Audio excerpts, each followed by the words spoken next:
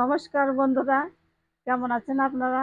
শুভ দুপুরের অনেক অনেক শুভেচ্ছা জানিয়ে শুরু করছি আজকের পর্বে। বন্ধুরা, চলে এসেছি রান্নার জায়গায়। আজকে আমি রান্না করব তেলাপিয়া মাছ দিয়ে আর পেঁপে দিয়ে। পেঁপে আমি পেড়ে নিয়ে এসেছি, আমাদের গাছেরই পেঁপে। এই যে, এই পেঁপে দিয়ে আমি আজকে রান্না করব। তা আপনারা সম্পূর্ণ পর্বটার সাথে থাকবেন, আশা রাখছি ভালো লাগবে।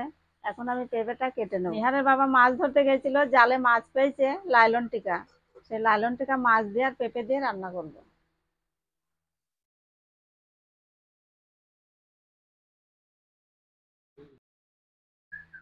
আর পেঁপে দিয়ে রান্না করব, লাইলন টিকা মাছ দিয়ে পেঁপে দিয়ে দারুণ লাগে। আর আমাদের গাছের পেঁপে পেরে নিয়ে এসেছি, অনেকগুলো এসছে এবার গাছে। বন্ধুরা, পেঁপে সব কেটে নিয়েছি, কেটে ধুয়ে নিয়েছি। এবার উনুন ধরিয়ে কড়াই বসিয়ে দেব। মাছের ঝোলে দেওয়ার জন্য আমি মশলা বেটে নেব। জিরে দিয়ে দিলাম, আর দিয়ে দেবো কিছু চন্দনে, দিয়ে এবার শুকনো খোলায় ভেজে নেব। এবার আমি কড়াইয়ে তেল দিয়ে দেবো, লবণ হলুদ মাখিয়ে নেব। কত বড় বড় লাইলন টিকা দেখুন, এই যে নদীতে এখন প্রচুর লাইলন টিকা হচ্ছে। কড়াইয়ে দিয়ে দেবো মাছ, দিয়ে ভেজে নেব।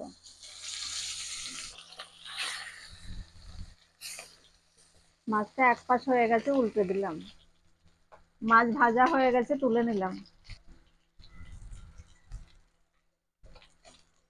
বাকি যে দুটো আছে ভেজে নেব। সব ভাজা হয়ে গেছে, তুলে নিলাম। ওই তেলের মধ্যেই আমি তেল দিয়ে দিলাম খানিকটা, দিয়ে দিলাম তেজপাতা, দিয়ে দিলাম শুকনো লঙ্কা। এবার দিয়ে দেবো গোটা জিরে, আর অল্প কিছু চন্দনে দিয়ে দিলাম। এবার আমি পেঁপে গুলো দিয়ে দেবো,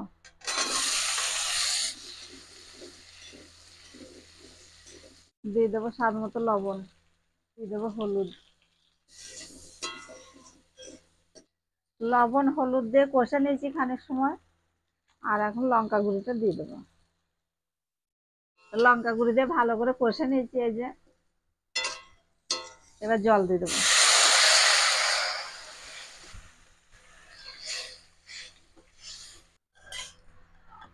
শিলনোড়া নামিয়ে নিলাম।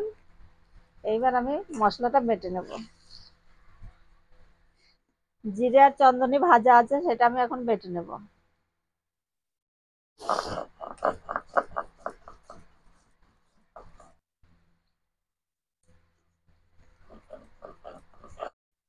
তরকারি তো প্রায় হয়েই গেছে, আমি এখন মাছগুলো দিয়ে দেবো।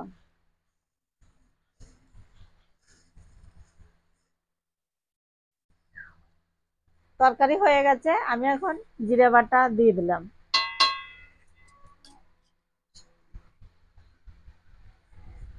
তরকারি হয়ে গেছে, ঢেলে নিলাম।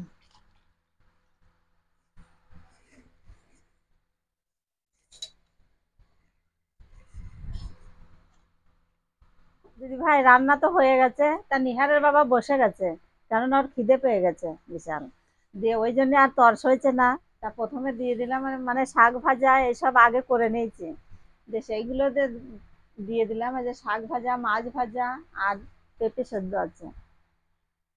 আর মাছের ঝোল তো এখনো নেয়ই নাই, আর আমও নিয়ে নিচ্ছি। এই যে শাক ভাজা আছে, কলমি শাক ভাজা তো আমাদের বাড়িতে প্রায়ই থাকে। তা আজকে শাকটা খাবো কাসুন্দি দিয়ে। কাসুন্দি দিয়ে শাক কিন্তু দারুণ লাগে। এই শাক ভাজা দিয়ে যদি মাখিয়ে ভাত খাওয়া যায় না, দারুণ লাগে। ওই নিহারের বাবা তো খাচ্ছে।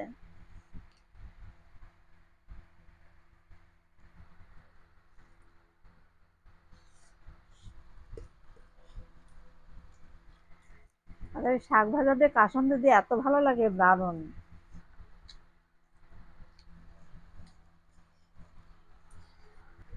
আর শাক দিয়ে আর পেঁপে সেদ্ধ দিয়ে ভাত খাওয়া হয়ে গেছে, নিহারের বাবাকে এবার তরকারি দিয়ে দেবো। সব থেকে বড়টা দিয়ে দিলাম।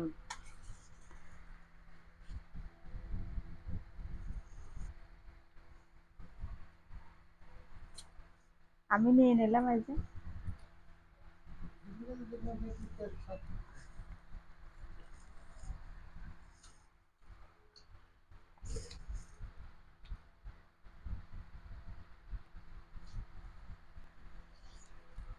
তো দিদি ভাই রান্না হলো, খাওয়াও হয়ে গেল, আঙুল চেটে চুটে খেয়ে নিয়েছি একদম। আজকে পেঁপে দিয়ে লাইলন টিকা মাছ দিয়ে রান্না করেছি, দারুণ হয়েছে, ফাটাফাটি। আপনারা এইভাবে খেয়ে দেখবেন, রান্না করে দারুণ লাগে। তা আমার তো বেশ ভালো লেগেছে, আপনাদের কেমন লেগেছে কমেন্টে জানাবেন। যদি ভালো লাগে লাইক করবেন, শেয়ার করবেন, সাবস্ক্রাইব করে পাশে থাকবেন। ফিরে আসছি অন্য কোনো পর্বে, ততক্ষণ ভালো থাকবেন।